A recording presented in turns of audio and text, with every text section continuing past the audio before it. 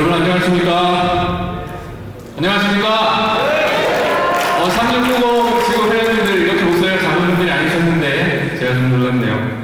자, 저는 고향 영리더스 로타리 클럽에서 초대 회장과 2대 회장을 역임하고 현재 369공 지구의 청년위원장으로 있는 상빈 이문철이라고 합니다. 제가 오늘 들려드릴 이야기는 저희 클럽의 사례를 발표하고 또 청년위원장으로서 MZ세대에 대해 잠깐이나마 알아보는 시간을 가지려고 합니다. 저희 영리더스는 어떤 클럽인지 잘 모르시는 분들이 더 많으실 것 같아요. 그래서 제가 간단하게 설명을 드리면 새고향 로타리 클럽에서 저희 클럽을 스폰서해 주시고 창립을 해주셨고 창립 당시 총재님께서는 만원 문교일 총재님이시며 지금 현재 지구 확대위원장으로 계신 덕천 하령위원장님께서 총재 특별대표를 맡아주셨습니다. 현재는 35명의 회원과 남성 28명, 여성 7명으로 이루어져 있고 평균 나이는 34.7세입니다. 그럼에도 불구하고 2년간 편회기까지 3년이죠. 3년간 1회인 70계좌를 돌파했고 PHF는 11개 이상을 기록하고 있습니다. 여기서 중요한 것은 영리더스가 무엇인가? 저희 클럽이 처음 창립될 때 이름을 가지고 이름을 결정하는 문제에 있어서 좀 오랜 시간이 걸렸어요. 근데 이 문제를 누가 해결해 주셨냐? 한국 로타리 RI 이사이신 윤상구 총재님께서 해결을 해 주셨습니다. 국제 로타리에서 지정하는 35세부터 40세까지의 회원이 속한 클럽은 영리더스로 지칭을 한다라는 국제 로타리의 규정적인 호칭을 저희 클럽이 받은 것입니다. 그래서 저희 클럽의 이름은 영리더스로 칭해지게 됩니다. 자, 창립 당시의 사진입니다. 많은 분들이 와서 축하를 해주셨는데 이분 누군지 아십니까? 네, 이동건 전 RI 회장님이십니다. 옆에는 김성태 RC님이십니다. 이 외에 지구 총재 8분께서 오셔서 저희 클럽을 축하해 주시고 성원해 주셨습니다. 이처럼 저희는 1개 클럽이 아닌 국제 로타리, 한국 로타리의 일원으로서 큰 사명을 띠고 출발하는 클럽이 되었습니다. 자, 그러면 저희 클럽이 왜 생기게 되었냐 한번 분석해 보겠습니다. 첫째, 젊은 세대의 로타리 진입 유도입니다. 여러분, 양식장에서 양식을 할 때 치어, 중성어, 대형어로 나눠서 양식을 하게 됩니다. 그들이 왜 그렇게 양식을 하는가? 체급이 틀리면 서로 잡아먹고 난리가 나요. 근데 이것도 로타리적인 측면에서 보면 기성세대들과 젊은 세대들이 서로 합해지면 좋을 수도 있지만 역효과가 날 수도 있죠. 오히려 떠나게 될 수도 있습니다. 그래서 저희 클럽을 교두보로 삼아서 젊은 회원들이 저희 클럽을 들어옴으로써 또래와 로타리 활동을 하며 친목 활동을 가지고 교류를 활성화하는 그런 클럽이 되겠습니다. 셋째, 아까 말씀드린 한국 로타리 프로젝트의 일부. 네 번째, 기존 클럽과는 차별화된 운영 시스템을 갖고 있습니다. 저희는 지난 2년간 사무실 주회를 단 3번밖에 하지 않았어요. 나머지는 이벤트 주회, 봉사활동 주회로 대체하며 기존의 형식을 최대한 간소화하며 클럽 활동을 했습니다. 다섯 번째, 젊은 회원의 영입의 연세 자금입니다.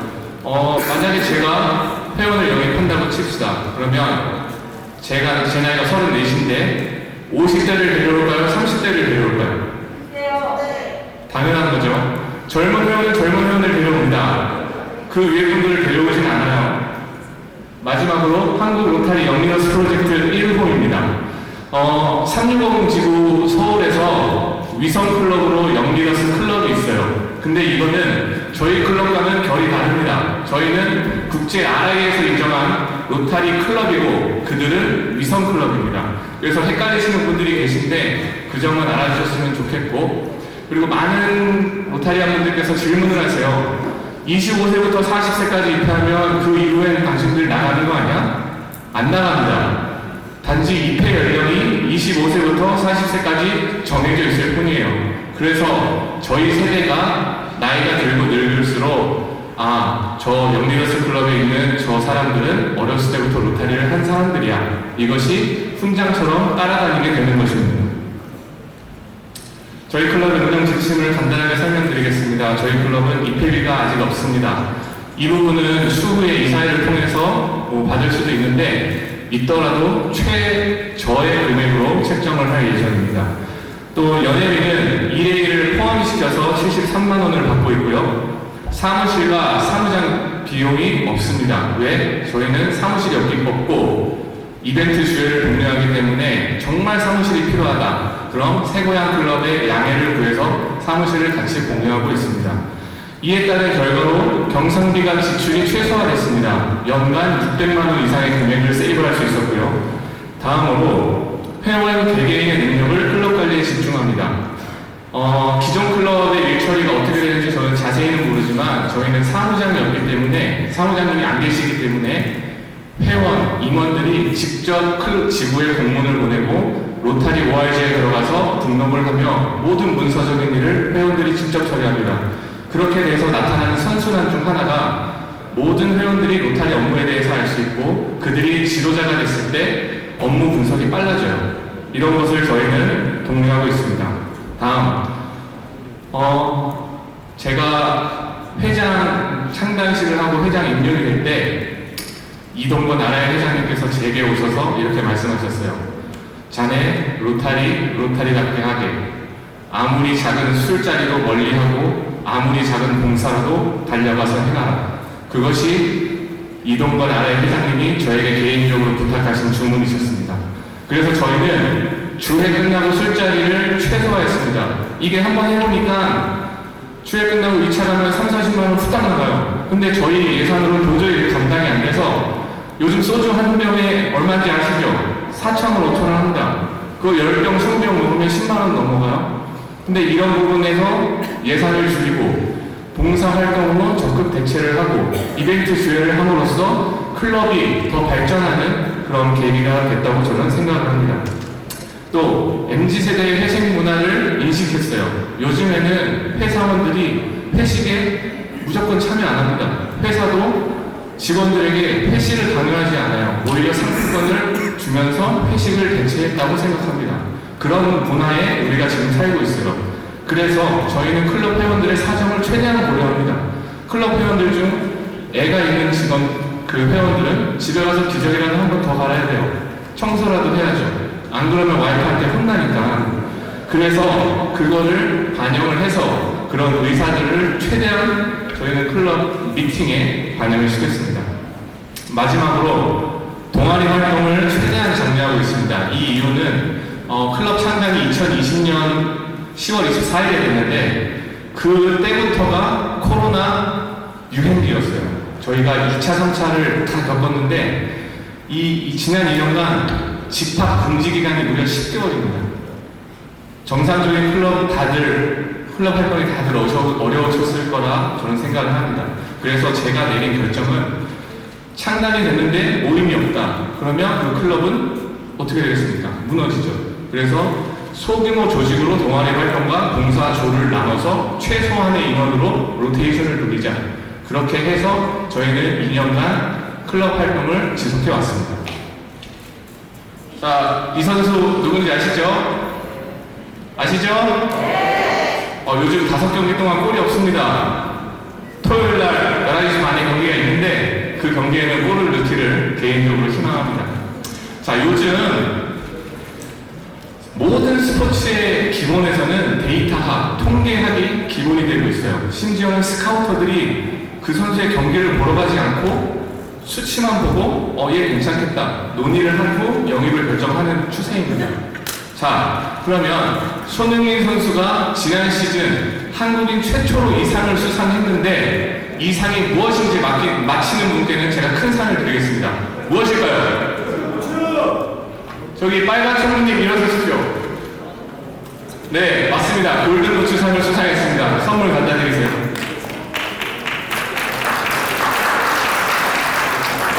여기서 중요한 것이 무엇이냐? 통계학이 정말 믿을 만큼 발전했다.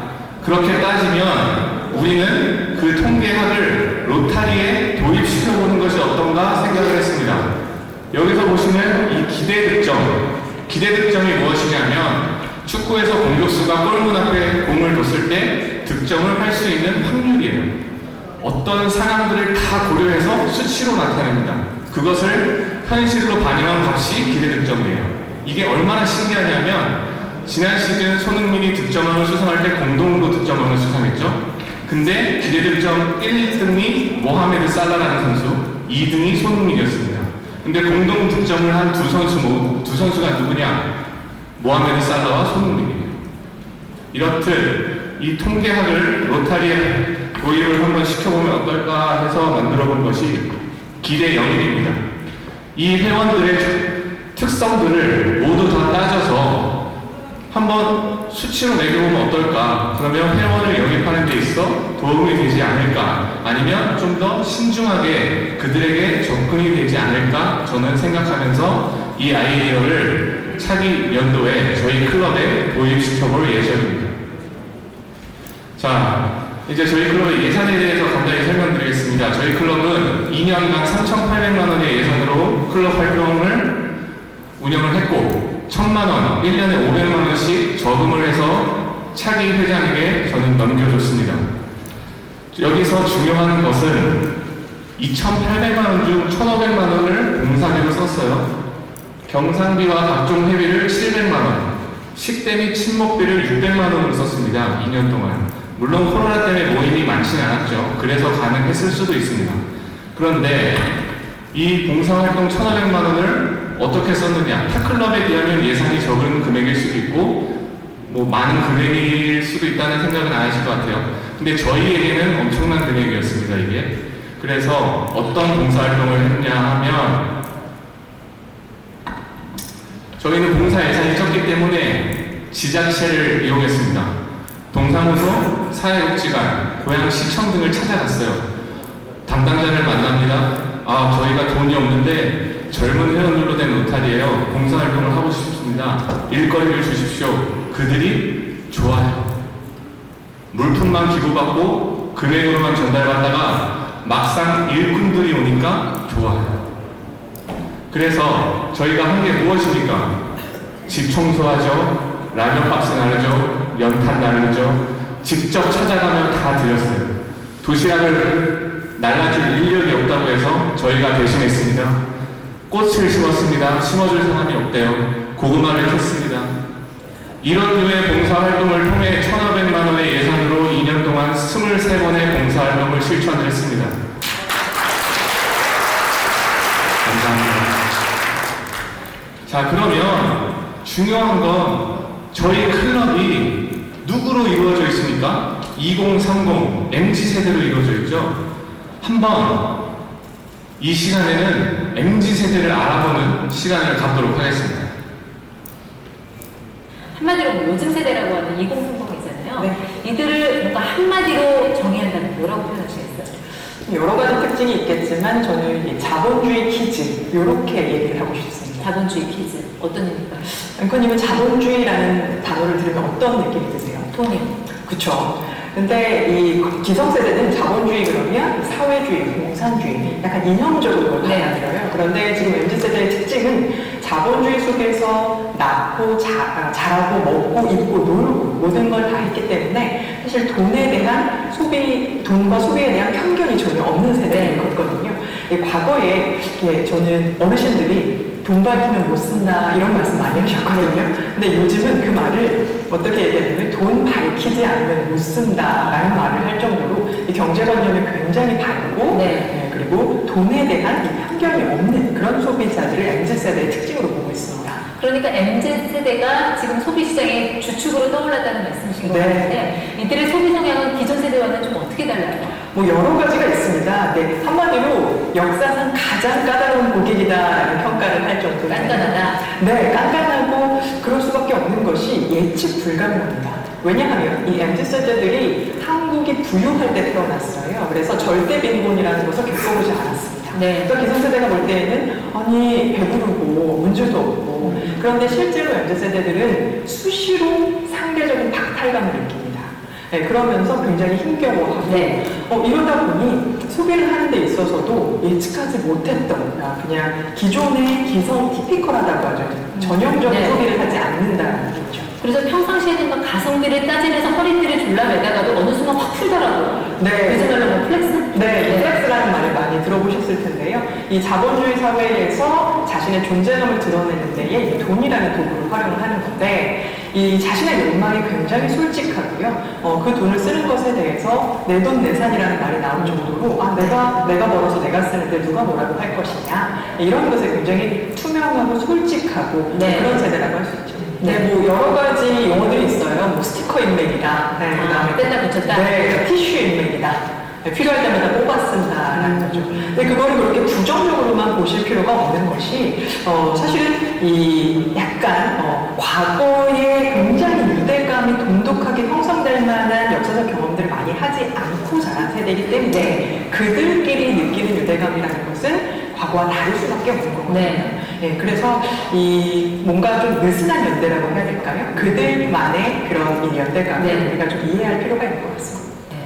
뭐 부모 세대들 같은 경우는 요즘 애들은 너무 헝그리 정신이 없다 이런 얘기도 하지만 또 뭔가에 하나 꽂히면 또 굉장히 뛰어난 몰입감을 발휘하는 게 이 MZ세대잖아요. 맞습니다. 자, 기업들 입장에서는 이런 MZ세대가 뭔가 좀 재미를 느끼게끔 그리고 조직 문화를 잘 만들어가는 게 또 생산성과 연결이 되지 않을까 싶은데. 네, 그 당군 이래로 가장 똑똑한 세대다 이런 말을 하거든요. 정말로 똑똑하고 말씀하신 것처럼 몰입감이 되게 좋고요.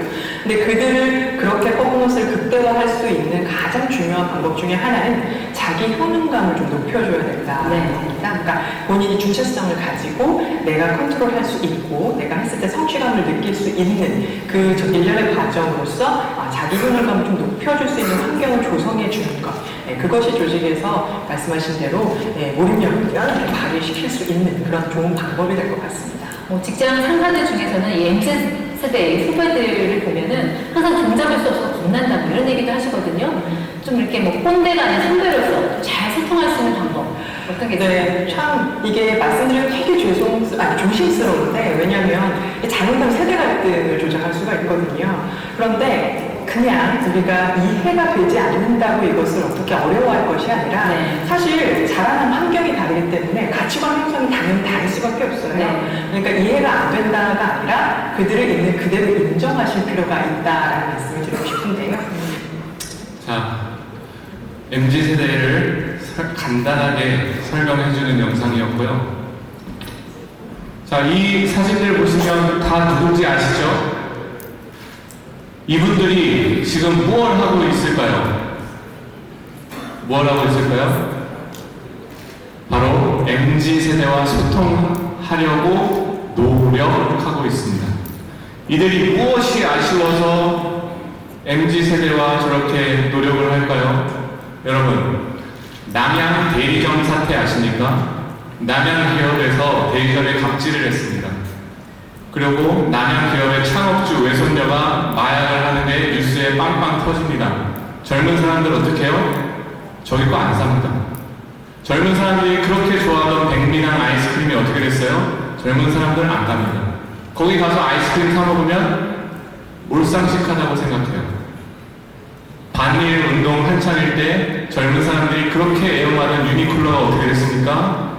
전국의 매장이 190곳에서 120곳으로 줄었습니다. 매출이 급감했어요. 롯데 매출 급감했습니다. 그 당시에. 그리고 부동의 라면업계 1위인 농심이 오뚜기의 추격을 받고 있습니다. 지금 턱밑까지 쫓아왔어요. 왜 그래요? 오뚜기가 사회적으로 좋은 일을 하는 기업임을 안 젊은 세대들이 그 물건을 팔아주기 시작했습니다. 같이 가족이 마트에 가요. 아빠가 아들에게 묻습니다. 너 라면 뭐 먹을래? 신라면이 맛있지 않아? 아빠, 진라면. 바뀐 거예요. 왜? 그런 이미지들을 젊은 세대들은 봅니다. 왜 그게 중요해요? 공정한 세상과 불공정을 극도로 싫어하기 때문에. 정치계에서도 흔하죠. 홍준표 씨가 경선 후보일 때 홍카콜라 유튜브 채널을 만듭니다. 젊은 세대들과 소통하기 시작해요. 사이트를 개설하고 질의 응답을 받아줘요. 그 결과 어떻게 됐습니까? 2030이 홍준표 씨를 지지하기 시작했습니다. 그리고 대선 때 이준석 당대표가 어떻게 했어요? 이대남 이대열을 핵심 공략하는 전략을 내놔요. 그 결과 어떻게 됐습니까? 물론 그게 100% 이유는 아니지만 대선에서 승리하게 됩니다. 자, 이런 것들을 놓고 보면 MZ세대가 영향력이 지금 현 사회에서 어떤가를 추측은 해볼 수 있겠죠. SK 최태원 회장, 이 누군가 젊은이가 최태원 회장의 인스타에 이렇게 글을 썼습니다. 회장님도 요플레 뚜껑 핥아드십니까? 실제 한 질문이에요. 최태원 회장이 소통했습니다. 네, 저도 핥아먹습니다. 두 번째, 이재용 지금 부회장입니다. 이재용 부회장이 며칠 전 뉴스에도 나오고 기사에도 나왔어요. 혼자 식판을 들고 구내식당에서 젊은 직원들과 함께 밥을 먹으면서 그들과 대화를 하고 셀카를 찍고 사인을 해주고 심지어 그들의 자녀에게 영상편지까지 써서 보내줍니다. 다음, 신세계 부회장 정용진 씨. 젊은이들 사이에서 용진이 혐의로 유명해요. 인스타를 통해서 몇 년 전부터 젊은 세대와 반말을 하며 서로 친구처럼 지내고 있어요. 다음, 현대차 정의선 회장이죠. 이분은 MZ세대와 소통이 어렵자 유명한 박사님을 초청합니다. 전 직원들을 모아놓고 강의를 듣게 해요. 그 박사가 누구냐? 오은영 박사입니다. 다음, 구강문 회장. 젊은 나이에 회장이 됐지만 이분은 2018년부터 MZ세대를 잡아야 한다고 그렇게 노력했어요. LG가 삼성에게 휴대폰 전쟁에서 패배한 이후에 백색가전에 올인을 해요. 올인을 해서 누구를 겨냥층으로 삼았냐? MZ세대를 겨냥층으로 삼습니다. 이렇게 사회 정치계에서는 MZ세대 잡기가 이미 시작됐고 진행 중입니다. 자, 그러면 우리도 3690 지구도 젊은 회원 잡아야 되지 않겠습니까? 어떻게 잡냐? 싫고 좋음이 분명한 세대예요. 여러분, 로타리가 봉사단체 맞죠? 맞습니까? 봉사단체가 맞으면 회원을 영입할 때, 야, 우리 로타리 하는데 초하의 봉사를 지역 사회 발전에 기여를 한다. 그러면서 들어오겠죠. 그러면 젊은 세대들은 그 말을 믿어요. 봉사활동하러 오는 거예요. 근데 그 이해의 목적이 우선이 된다? 그럼 그들은 떠납니다. 그래서 목적을 중요시해야 한다. 둘째, 강압적인 수직관계 거부합니다. 직장 생활에서도 이들은 꼰대짓 당하면 굉장히 싫어해요. 근데 직장 생활에서 버틸 수 있는 힘이 있어요. 바로 뭐예요? 월급을 받으니까 참고 있는 거예요. 근데 자기 시간과 돈을 투자하면서 로타리 클럽에 왔어요. 누군가 나에게 꼰대짓을 하고 귀찮게 해요. 그들이 왜 있어요? 나갑니다. 셋째, 꽂히면 합니다. 젊은 세대들은 물건을 살 때 포인트를 적립하고 마일리지를 쌓고 10원, 100원, 200원 이렇게 포인트를 모으죠. 10,000원이 넘으면 너무 좋아요. 근데 쓰는 건 한순간이에요. 신발, 가방, 옷, 수백, 수천만 원짜리 차도 그냥 막 삽니다. 근데 중요한 것은 저 에너지와 소비력을 우리가 흡수해서 기부하는데 쓰게 할 수만 있다면 그 또한 저는 좋은 선순환이라고 생각이 돼요. 회사에서 성과급을 받잖아요. 그러면 1류 호텔을 예약합니다. 거기에 혼자 갑니다. 거기에 혼자 가요. 그러고 사진을 찍어요, 혼자. 뭐라고 글을 쓸까요? 나에게 주는 선물. 다음, 워라밸이 엄청 중요한 세대예요. 이들은 9 to 6, 9시부터 6시까지는 자기가 일하는 시간이에요. 그 이외에 회사에서 연락이 오면 안 받습니다. 자기가 임금에 대한 노동의 대가는 그 시간뿐인 거예요. 그 이후에는 자기 시간인 거죠. 그래서 로타리도 이 주요 활동이나 로타리 클럽 외의 시간을 그들에게 강요하면 그들은 불편해할 가능성이 매우 높습니다.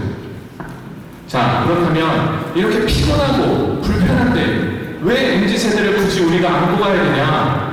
첫째, 단군일에 가장 스마트한 세대입니다. 그들은 모르는 게 없어요. 왜? 핸드폰을 항상 가지고 다니기 때문에.